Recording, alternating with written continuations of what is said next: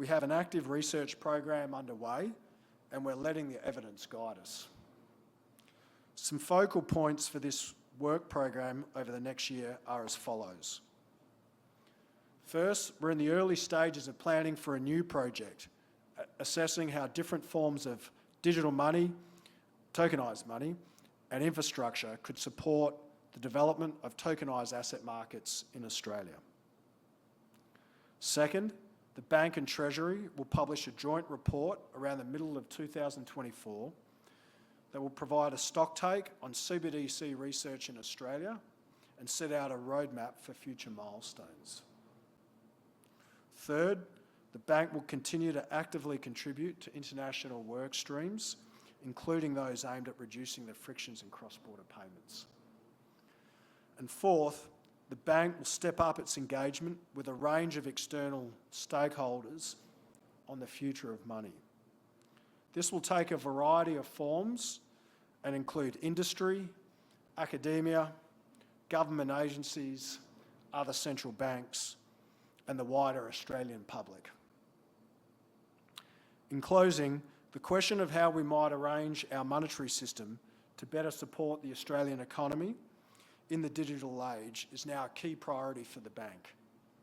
We are on a journey here and look forward to engaging with you and your ideas on how this might best be achieved.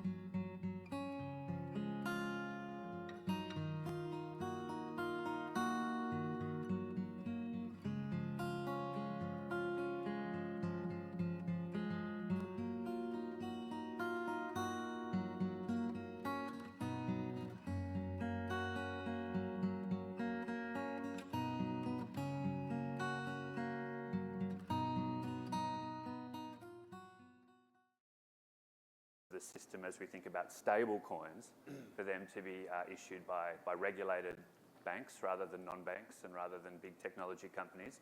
So we write in thinking about that the Reserve Bank and more broadly Australia is probably quite wary of big tech coming in with equivalents to say the USDC that is issued by Circle in the United States, or even Facebook had a go at this kind of thing with Libra a few years earlier.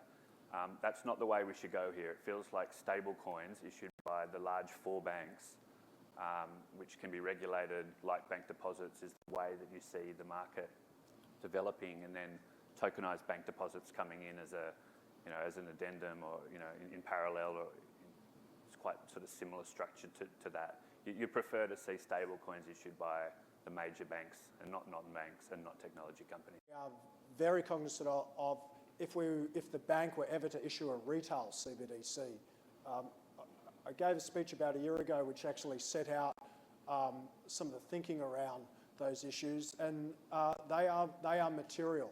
They are one of the factors that would have to be very carefully weighed if the Bank were ever to go down the road of issuing a CBDC. And you see central banks that are seen quite likely to go down the road of issuing a retail CBDC, putting in place safeguards, principally in the form of caps, around how much CBDC could be held by individuals.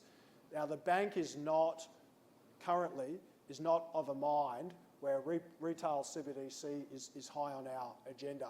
We've had a look at it.